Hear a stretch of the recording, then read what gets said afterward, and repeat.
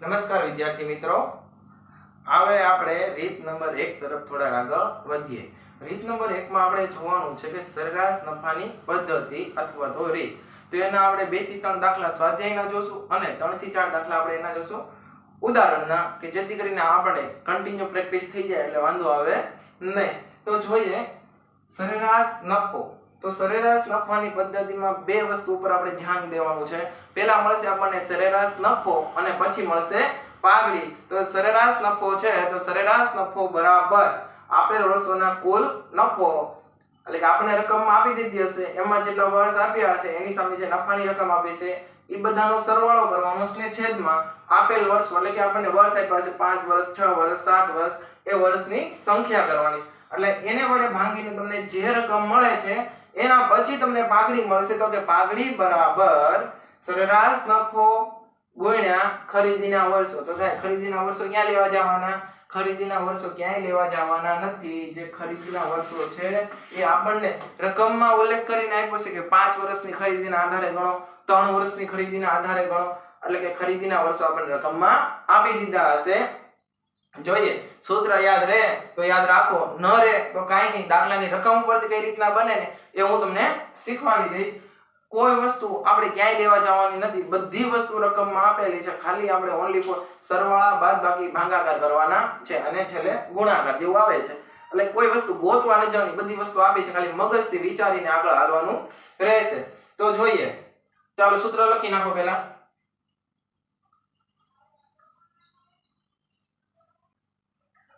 ઉદાહરણ number 1, page number 91, chapter number 3, પાઘડીનું મૂલ્યાંકન, નામનો મૂળ તો ભાગ 1. એમાં આપણે ઉદાહરણ નંબર 1 ની રકમ જોઈએ. કઈ રીત છે? તો કે સરેરાશ નફાની રીત. આ લખી નાખું.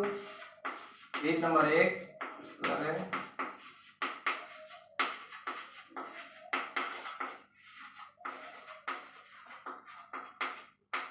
સરેરાશ નફાની પદ્ધતિ.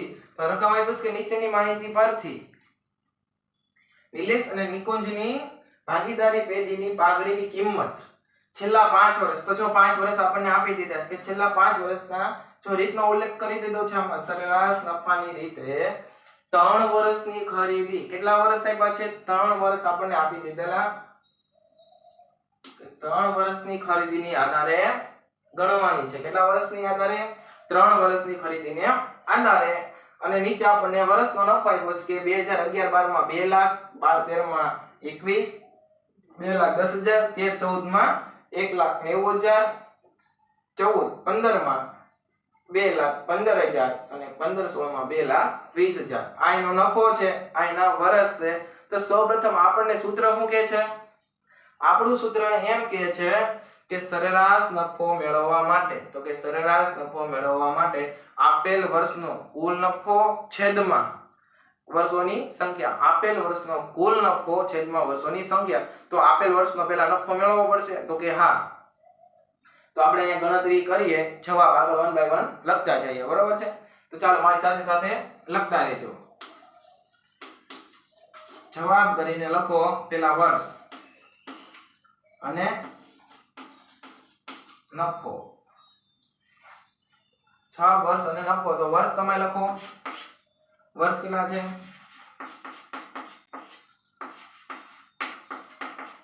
વર્ષ લખી નાખો. 2011 થી 12. તો 11 થી 12 માં કેટલો નફો આપ્યો છે? 2 લાખ આપ્યો છે. પછી 12 થી 13 માં કેટલો આપ્યો છે? કે 2,10,000. પછી આપ્યો છે 13 થી 14 માં. 13 થી 14 માં તમને નફો કેટલો આપ્યો છે? 1,90,000. અને 14-15 માં કેટલો આપ્યો છે?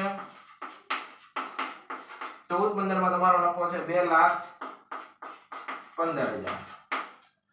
અને 15-16 માં તમારો નફો આપ્યો છે 15, અને 16 માં તમારો નફો કેટલો આપ્યો છે? 2,20,000.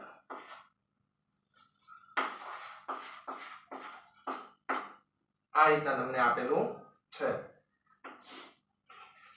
ચાલો હવે આગળ ના કોમા કરું. બસ.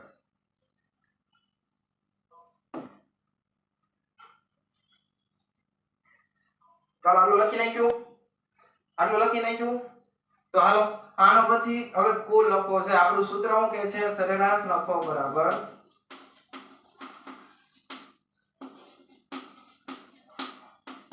સરેરાશ નફો બરાબર શું કહે છે? કુલ આપેલ વર્ષનો કુલ નફો. તો કે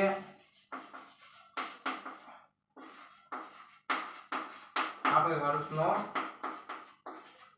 કુલ નફો છેદમાં વર્ષોની સંખ્યા. એલસીમાં ફટાફટ ગણતરી કરી નાખો. 2 લાખ, 2,10,000, 1,90,000, 2,15,000 અને 2,20,000. આ બધાનો હવે શું કરવાનો છે?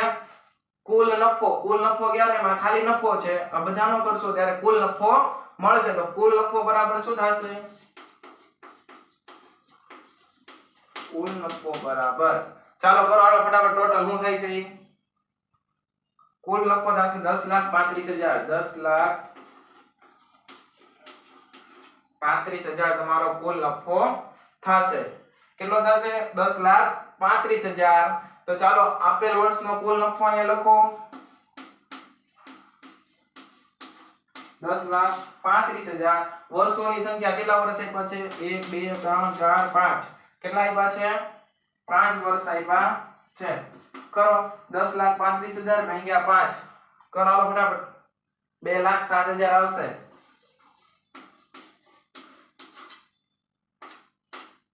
2,07,000 આવશે. આ શું મળ્યો? તો કે સરેરાશ નફો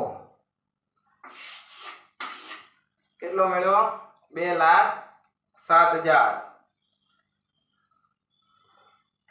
અને એની પછી આપણી કિંમત શું આવે છે?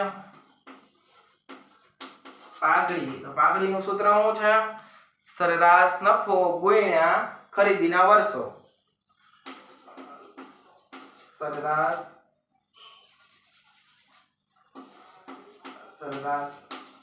નફો ગુણ્યા ખરીદીના વર્ષો. તો ખરીદીના વર્ષો કેટલા આપ્યા છે આપણને? ખરીદીના વર્ષો આપણને 3 આપ્યા છે અને સરેરાશ નફો 2,70 આપેલો છે. તો 2,07,000 ગુણ્યા ખરીદીના વર્ષો કેટલા છે? 3 છે. કરો 2,7 ગુણ્યા ખરીદીના વર્ષો એટલે કે 6,21 તમારો આન્સર આવવો જોઈએ.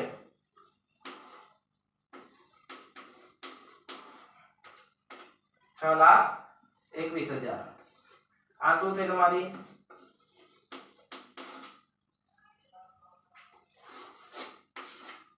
પાઘડી. 6,21,000 તમારી આ તમારી રકમ હતી. આ આપણને અહીંયા લગી રકમ આપણને આપેલી હતી. હવે પછીનો આપણે જવાબ તરફ ગયા. તો ચાલો એકવાર દાખલાને આખો ફરીથી રિપીટ કરી નાખો ફટાફટ.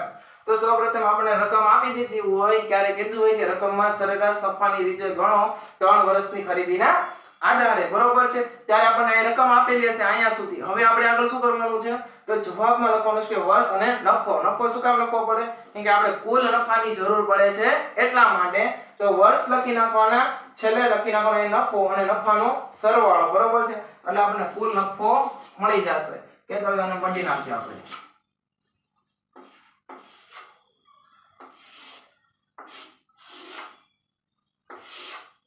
આ રીતે કોષ્ટક દોરીને પણ તમે દાખલો ગણી શકો છો.